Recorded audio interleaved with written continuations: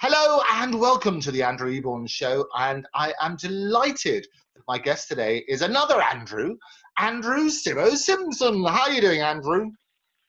Not too bad, mate. How are you? Hey, not too bad, not too bad. And whereabouts are you phoning from? Wakefield. We love Wakefield. And I'll tell you what, the other thing that we love about Wake and our Wide Awake Club, you every morning populate my wonderful Facebook page with that Wide Awakers at some ungodly hour, which is really, really good. And every time I have a barrage of funnies, which is you sort of throw us nice and early in the morning, which is always good. But sometimes it's like we laugh and we cry with you, don't we?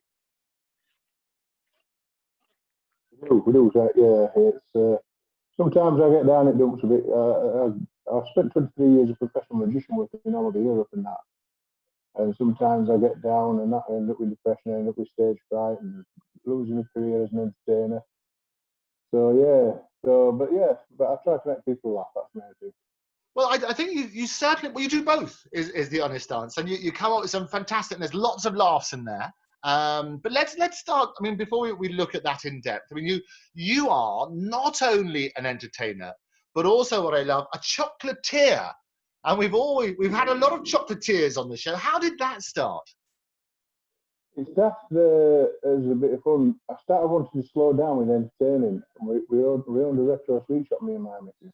And selling sweets wasn't tax enough for me, so I retrained as a chocolatier later on in life. And I just progressed to that really. And I was making chocolates in front of the customers, so an extension to show business really. That's why I did it. And it's very good. And how do you train to be a chocolatier? Because I've had a few people. We had the most famous chocolatier in the whole of Norway has been on the show talking about her glorious creations, and they can sculpture and they can do wonderful things with chocolate. We've had somebody who went to Peru who tell us about the best chocolate they can ever have. And what I loved about you, and you said, Google me, which is always good, and you'll see the wonderful things that you had. Chocolate and Brussels sprouts is what comes up when you talk about you as a chocolatier. How did that come about? That came about as a bit of fun. Before I got into chocolate, it came out as a bit of fun. We had a family party. Like I said this before, we had the sweet shop before we had chocolate or anything. I was just entertaining them. We had a family party and we had a chocolate fountain. This chocolate fountain, I covered lots of things in chocolate. I covered carrots, sprouts, all sorts of things in chocolate. Just as a joke for people, before they got it and everything. They're all set and everything. Anyway, I gave it to the family to eat, and then my niece came back and said, "Do you want chocolate sprouts?" She said, "Lovely." No, I said, "A joke." She said, "No, they were really nice. I tried them myself, and they were really nice." So obviously, when I became a chocolatier, I had to sell them in the shop. I did them on TV, on TV, and then it just took off from there, and I just became famous for it. And I got blamed for the wrapping chocolate sprouts in Ferrero Rocher papers, like newspapers, and started that like, things like that. Yeah. I also become through that. The political party called Eccentric Party of Great Britain, and I've become their minister for chocolate sprouts and rhubarb. Right. Yeah. And things like that. And that led on to the other comedy moments when I was interviewed by a newspaper. They asked me what had happened about Brexit. I said, "Well, what else called Brussels sprouts no more?" So the interviewer said to me, he said, what would you call them? I said, "Well, I have to rename them Westminster Growth or something. Because we're not part of Europe, what was called Brussels sprouts no more." So yeah, it was a good comedy moment. But we love it, and as you say, that the media, they love this sort of stuff. So around Halloween time, and you've given loads of people a brilliant idea for the trick or treat, which is obviously what they dig out each time. And I think chocolate covered sprouts has got to be way up there, doesn't it? It has, yeah. Well, it went worldwide. It's like if you go on YouTube, there's loads of videos doing them now. But it was my idea originally. Yeah, no, fantastic. Well, you should claim royalties. I'm always one, as you know, my background as a lawyer, so I'm always one to make sure that people are firstly credited. So Andrew Simmo Simpson, absolutely, you should be up there with the Brussels sprouts, man. This is what happens when they Google Brussels sprouts and chocolate. You should be up there, which would be brilliant. And royalties, you should absolutely claim your idea, because what did you sell it? 25p a go, wasn't it? That's what it was in them days, yeah. A Yeah. bargain, you have to say. So people were back queuing up for them. They came every year for them. Since we sold the shop, people still come in for them, but they don't do them now. But when we sold the shop, through my mental illness, people started coming in for the sprouts and still wanted them every year. And we sold it 4 years ago. So people still coming in today apparently for them. And that's the wonderful thing about a really creative mind. And you find that with a lot of people in entertainment, they can apply not just for the magic side, which is how I know you through, through Facebook friends. We have lots of mutual friends. And but you find that they can diversify into some glorious ways of looking at the world slightly differently. Is that fair to say?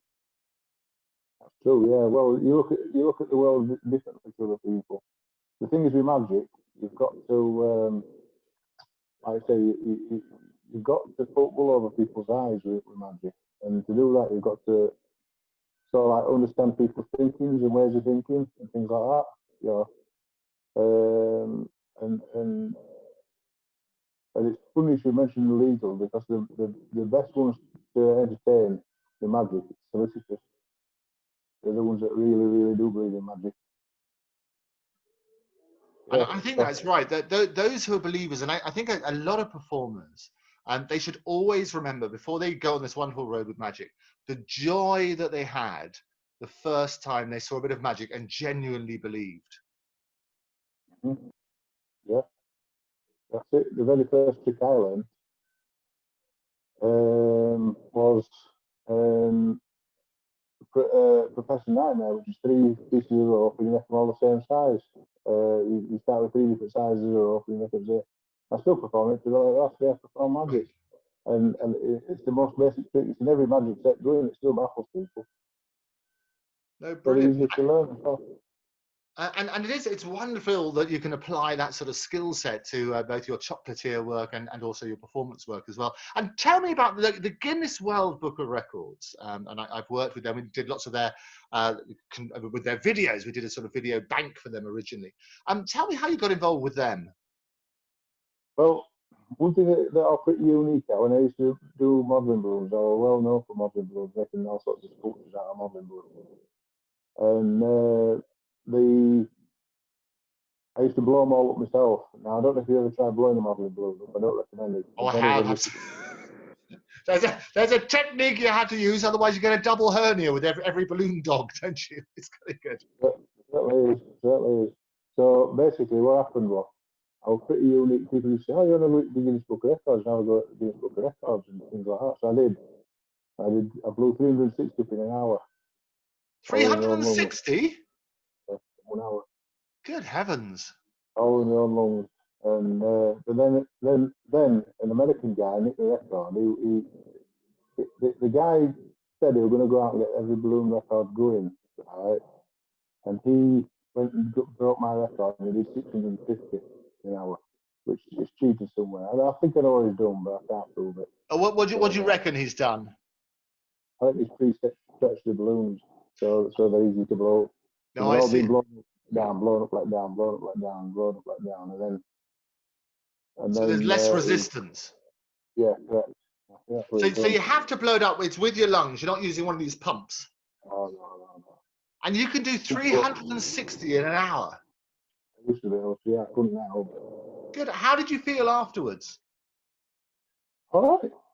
Yeah. All right. I went to afterwards and just enjoyed a drink and a meal and that, and came home. I did the World Record in Amsterdam. Right. Balloon Festival. That's superb. Did you then make a wonderful creation as a result of it, or the world's longest snake? No, I made a mountain pile. You made a mountain. There are loads of them. I just left them in a big pile for everybody to take and do stuff with. So, but yeah, a big pile of balloons. So there's a balloon festival. I presume it didn't happen this year, but normally every year there's a balloon festival. Yes, in Amsterdam. And what It happened was. to this? One of the words when they talk about balloon models, they call them Lunatics, which I think is lovely. And how many people? Where do they all come from for the Balloon Festival? All over the world, basically. It's one of the leading manufacturers of balloons organise it, and they just come from all over the world for it. You know, it's just beautiful. It's just a load of people there from all walks of life, and everybody's interested in balloons. Majority of them, this balloon festival, like suppliers and things like that. There's not a lot of entertainers there, mainly all suppliers and things like that. And there is something wonderful about any sort of community, isn't there? That there's the great sort of support that people in the magic community gives, and people in the circus, and people who are comedians, and people who are balloonatics, as we say. Are there particular models that you think, wow, I wish I could do that with a balloon? Yeah, things have progressed a lot since I packed up. There's a lot of people making all sorts of creations now. There's more people in now than there were when I was in it. And there's a lot of people creating a lot of creations now. The guy that I thought were absolutely wonderful, a guy called David Gristy. Now, he was a witness on a Guinness World Record. Now, David sadly died. But he was absolutely superb with modelling balloons. He could make anything. You could just go up to him and say, make us this, and he'd make it. And it'd be spot on. Everything would be in line, everything would be the same size, all bubbles would be the same size. He was absolutely brilliant with it. And it is incredible what people can do on that sort of thing. And the price of the attendance goes up every week because of inflation. I thank you. The business went bust. All the old ones are the old ones. I love it. It's got to be good. But the other thing that happens, I mean, we are, as everybody says, been through extraordinary times. How have you found it? Up and down, because I've, like I say, I started suffering with mental illness, and I got depression and anxiety and all of things, and also postnatal, not post trauma, yeah, PSP, Post-stress trauma. through a previous job, before a previous job I used to do. I used to see some nasty things which we're all going to. But I got all that, and it's like that, and then I've got arthritis and a lot of pain day in, day out. That's why I get up early in the morning, because I get woken up with pain. I'm in a lot of pain, mental health, health problems, and locked up at house doesn't mix well together.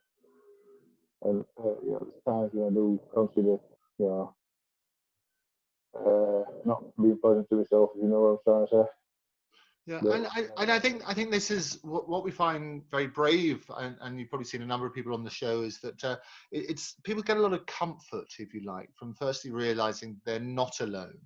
And I think that the community and seeing the posts on your own website, and you said, as I say, it's a roller coaster of laughter and some fantastic gags which you wake up to every morning and see. And beneath all of that, you so often find, it's with comedians as well, they have this wonderful, hilarious exterior, but inside they're tortured. And it's very, very difficult, I think, in the profession, isn't it?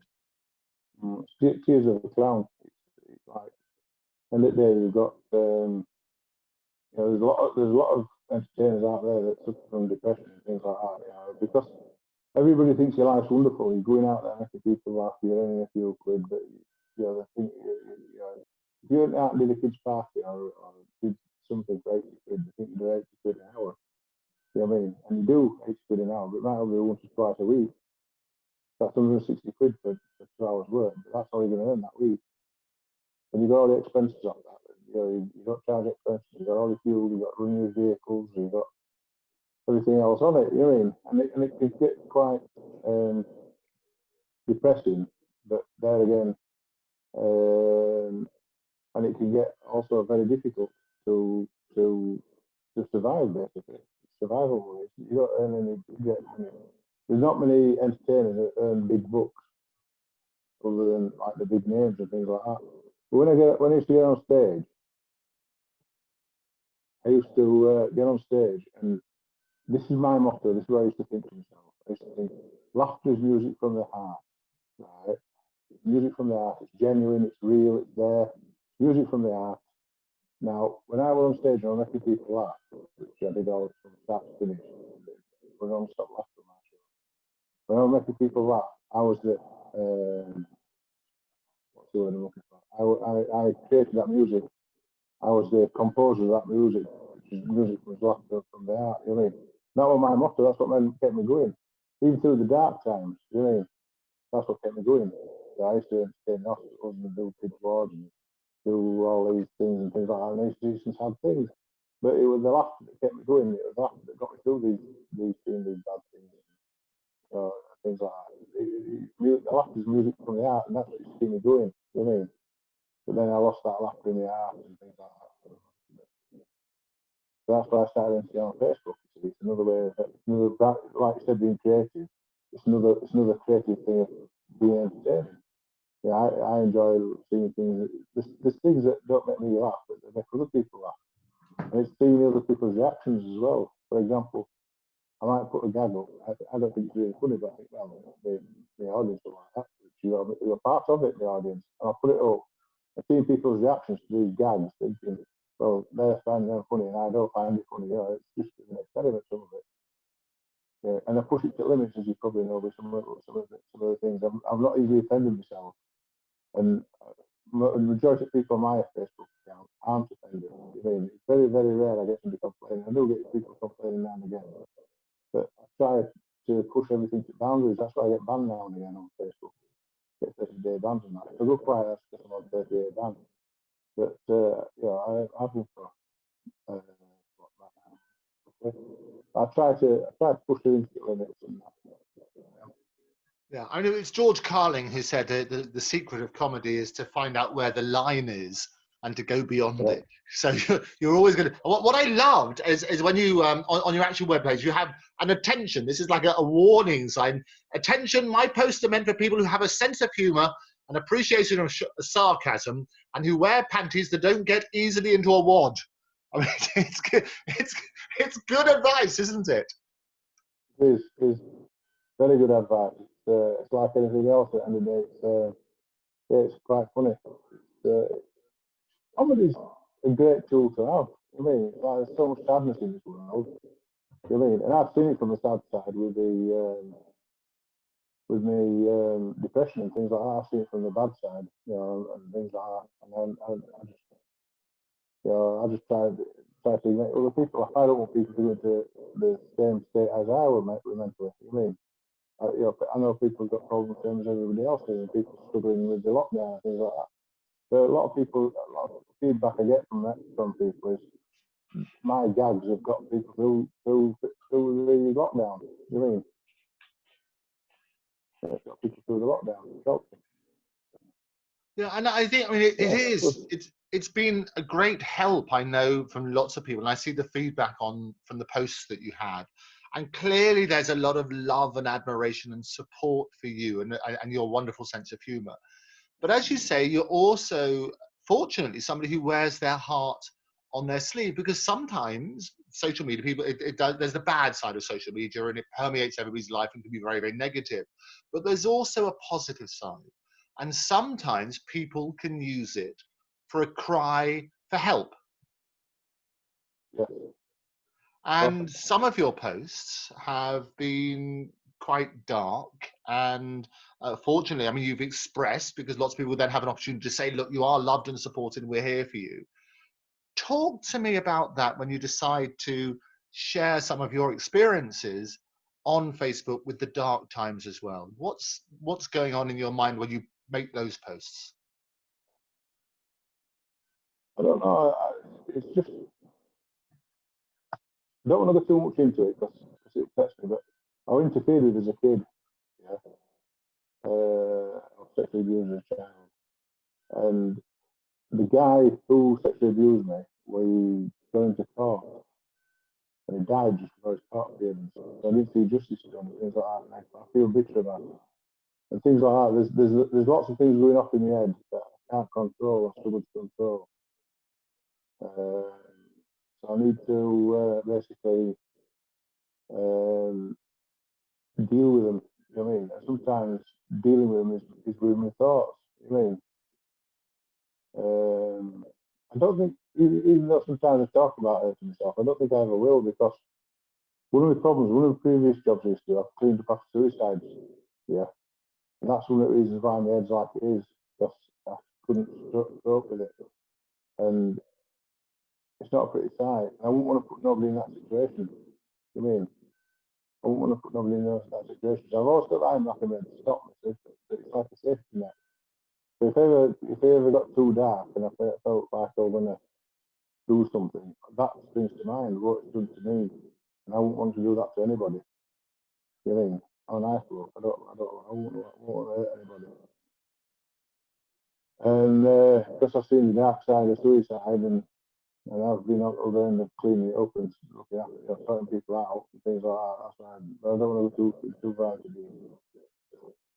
Yeah, it's not been good. There you go. So that's basically the safety net, so to speak.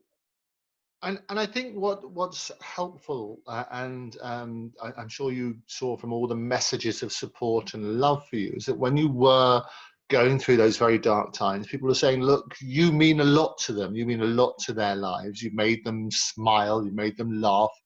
And there are many people who found it inspirational that you could talk about it and actually see you, whilst every day is not going to be wonderful, and we have that wonderful British thing about, we're fine, how are you? It's everything's rosy. It's not, we get that.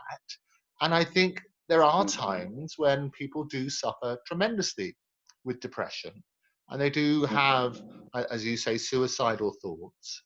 And I think realizing that there are people who would be devastated if you weren't here.